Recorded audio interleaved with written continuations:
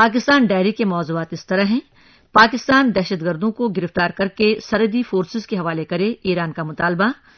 عالمی یوم خواتین سے قبل پاکستان میں خواتین شدت پسندوں کے نشانے پر۔ ایران سے ملنے والی سرحدیں بند کرنے کے بعد پاکستان میں روزمرہ کی اشیاء اور تیل کی شدید قلت کا سامنا۔ ٹیکسٹائل ملز مالکان اور حکومت میں بجلی کے بلوں کا تنازع شدت اختیار کر گیا۔ حکومت کے ظالمانہ اقدامات سے 10 لاکھ مزدوروں کے بے روزگار ہونے کا خطرہ۔ اور بحرانوں میں گھرے پاکستان کو چلانا اب عمران خان کے بس میں نہیں، لیاقت بلوچ کا طنز۔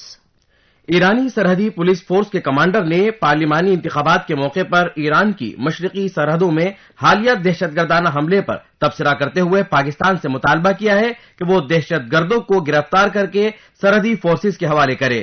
تہران ٹائمز میں شائع خبر کے مطابق جنرل قاسم ریاضی نے پیر کے روز ایران کے جنوب مغربی صوبے کردستان کے شہر سرندج میں صحافیوں سے گفتگو کرتے ہوئے کہا کہ پاکستانی نفری کو بھی سرحدوں پر تعینات کیا گیا، لیکن پھر بھی اس طرح کے دہشت گردانہ حملے انجام دیے گئے۔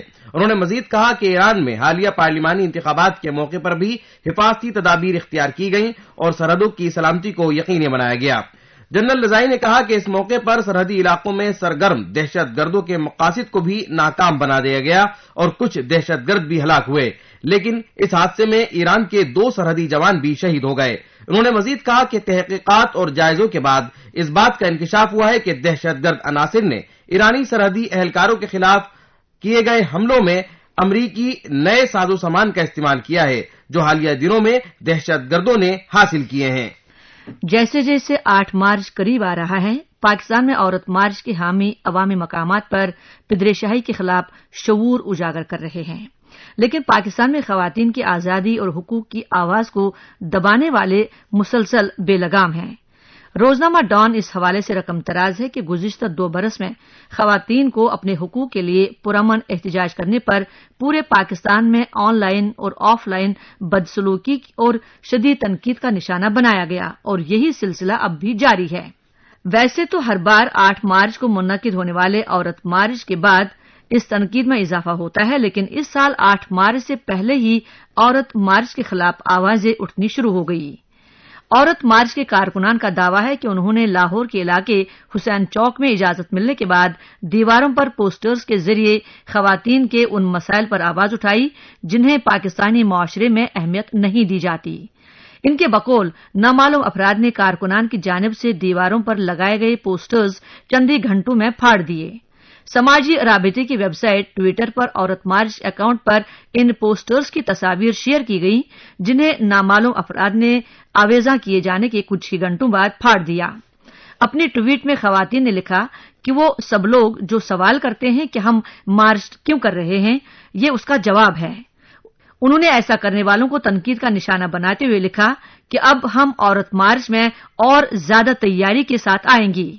ایک صارف نے لکھا کہ آپ ان پوسٹرز کو پھاڑ سکتے ہیں لیکن ہمیں کمزور نہیں کر سکتے، ہم اور پوسٹرز بنائیں گے، اور اس سے صاف معلوم ہوتا ہے کہ آپ ابھرتی ہوئی خواتین سے خوفزدہ ہیں۔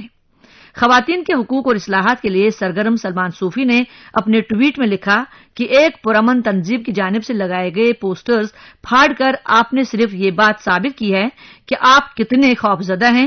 جتنے زیادہ پوسٹرز پھاڑے گئے اتنی ہی خواتین اپنے حقوق کے لیے آواز اٹھائیں گی۔ وکیل اور سماجی کارکن نگہت داد نے بھی اس حوالے سے ٹویٹ کیا۔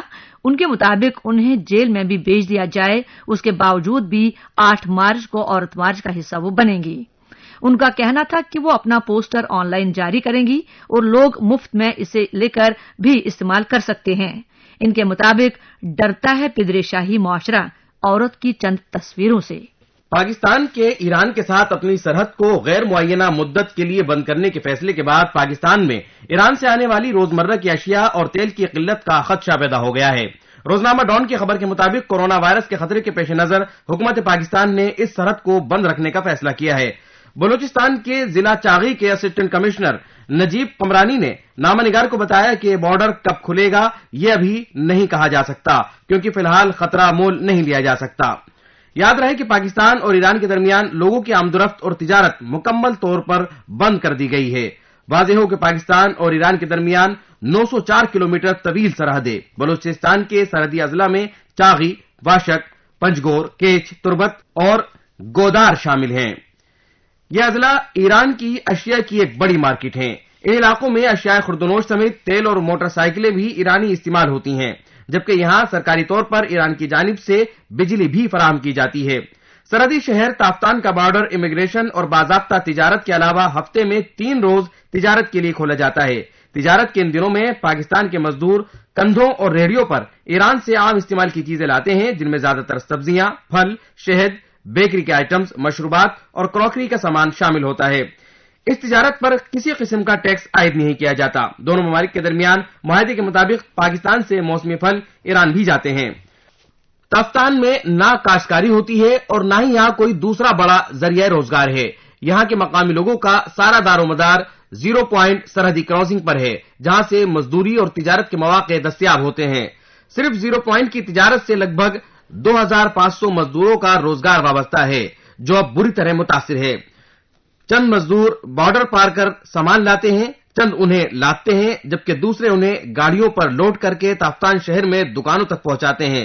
اس طرح 15,000 آبادی کے شہر تافتان کی معیشت اسی تجارت سے چلتی ہے۔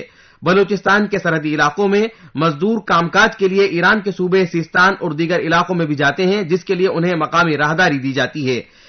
ایران سے LPG گیس کے ٹینکر تافتان آتے ہیں، جہاں سے یہ گیس مقامی ٹینکروں کے ذریعے زیادہ تر پنجاب منتقل کی جاتی ہے، جبکہ مقامی طور پر یہ گیس چھوٹے سلنڈروں میں فروخت کی جاتی ہے۔ اسی طرح کوئٹہ سے ایک ٹرین چلتی ہے، جس میں زیادہ تر سیمنٹ، کھجور، ٹائلز اور ڈامر لایا جاتا ہے۔ حکومت پاکستان کے حالیہ فیصلے کے بعد یہ ٹرین سروس بھی معطل رہے گی۔ چاغی، واشک، پنجگور، کیچ، تربت اور گودار کے اضلاع میں ایرانی تیل اور ڈیزل سے ہی مواصلاتی نظام چلتا ہے۔ حکومت پاکستان نے حال ہی میں کئی سرحدی علاقوں میں باڑ لگا دی ہے، جس سے اسمگلنگ میں کمی تو آئی ہے، لیکن یہ سلسلہ رک نہیں پایا۔ مقامی لوگوں نے اس بندش کے خلاف بھی احتجاج کیا۔ ان اضلاع میں کاشت بارشوں کی مرہون منت ہوتی ہے، جبکہ چاغی، واشک اور تربت میں 2 سال قبل تک خشک سالی تھی، جس کے بعد شدید بارش ہوئی۔ یہاں کی آبادی کا ایک اچھا خاصا حصہ اسمگلنگ سے ہی گزر بسر کرتا ہے۔ تاہم کورونا وائرس کے پیش نظر FC اور لیویز کی جانب سے نگرانی کے نظام میں سختی لائی گئی ہے۔ اس کے علاوہ پاکستان سے ہر سال شیعہ زائرین ایران جاتے ہیں، جبکہ محرم اور چند دیگر مواقع پر ان کی تعداد کئی گنا زیادہ ہو جاتی ہے۔ زائرین پر حملوں کے بعد تفتان میں پاکستان ہاؤس کے نام سے ایک سیف ہاؤس بنایا گیا تھا، جہاں سے زائرین کو FC کی سیکیورٹی میں کوئٹہ پہنچایا جاتا ہے۔ اسسٹنٹ کمشنر کے مطابق پاکستان ہاؤس کو قرنطینہ سینٹر بنایا گیا ہے، جہاں اس وقت 200 سے زائد زائرین مقیم ہیں۔ ان زائرین کو اگرچہ کوئی بیماری نہیں، مگر احتیاطی تدابیر کے طور پر انہیں یہاں رکھا گیا ہے اور انہیں نگہداشت کا دورانیہ پورا کرنا پڑے گا۔ یہاں سے ایران نہ صرف زائرین بلکہ تجارت و مزدوری کے لیے بھی لوگ جاتے ہیں۔ ایسے افراد کی تعداد 5 سے 6,000 کے قریب ہے۔ لیکن ان سب سے اہم مسئلہ اور بڑی تشویش کی بات یہ بھی ہے کہ پاکستان میں طبی سہولیات کی کمی ہے۔ بلوچستان کے صحرائی اور پہاڑی ضلع چاغی میں صحت کی سہولیات کا فقدان ہے۔ سرحدی شہر تفتان میں صرف 3 کمروں پر مشتمل بنیادی صحت مرکز ہے، جس میں 1 ڈاکٹر اور کچھ طبی عملہ تعینات ہے، جبکہ دوسرے بڑے شہر نوکنڈی میں دیہی صحت مرکز موجود ہے اور ضلعی ہیڈ کوارٹر میں پرنس فہد بن سلطان ہسپتال موجود ہے۔ صحافی علی رضا رند کے مطابق صوبائی حکومت کی جانب سے 100 بستروں کے موبائل اسپتال کا اعلان کیا گیا تھا، لیکن اس پر بھی عمل درآمد نہیں ہوا۔ اسسٹنٹ کمشنر نجیب قمرانی تسلیم کرتے ہیں کہ طبی سہولیات اعلیٰ درجے کی نہیں ہیں۔ انہوں نے کہا کہ چونکہ اس وقت تک کسی مسافر میں کورونا وائرس کا شبہ نہیں ہوا، اس لیے کٹس کی ضرورت نہیں ہے۔ اگر کسی پر بھی شبہ ہوا تو اس کو پہلے مرحلے میں آئسولیشن سینٹر لائیں گے اور مزید علاج کے لیے ایڈوانس میں یعنی کہ آگے کے لیے اسپتال میں بھیجا جائے گا۔ آل پاکستان ٹیکسٹائل ملز ایسوسی ایشن یعنی ایپٹما اور حکومت پاکستان کے درمیان بجلی کے بلوں کا تنازع شدت اختیار کر گیا ہے۔ جیو نیوز کی خبر کے مطابق ایپٹما رہنماؤں کا کہنا ہے کہ حکومت کو آگاہ کر دیا ہے کہ پنجاب سمیت ملک بھر کی ملیں جلد بند کر دی جائیں گی۔ ایپٹما کے مطابق 12 ماہ کے بقایا جات بل یکمشت بھجوا دیے گئے ہیں، کروڑوں روپے کے اضافی بل ادا نہیں کر سکتے۔ یہ وزارت توانائی و پیٹرولیم کا ظلم ہے۔ ان حالات میں ملیں نہیں چل سکتی۔ اس سے 10 لاکھ مزدور بے روزگار ہو جائیں گے۔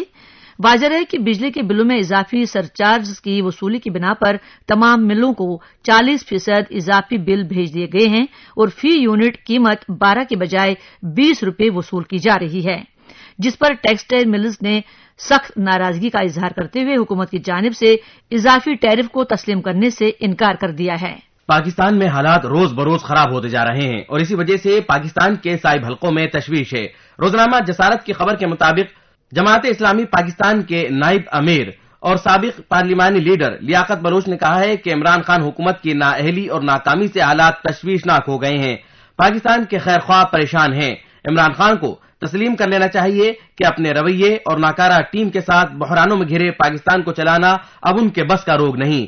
گڈ گورننس کرنا اس سرکار نے ناممکن بنا لیا ہے۔ جماعت اسلامی پاکستان کے مرکزی میڈیا سیل کے مطابق ان خیالات کا اظہار انہوں نے گجرانوالہ میں ایک تقریب میں صحافیوں کے سوالات کے جواب دیتے ہوئے کیا۔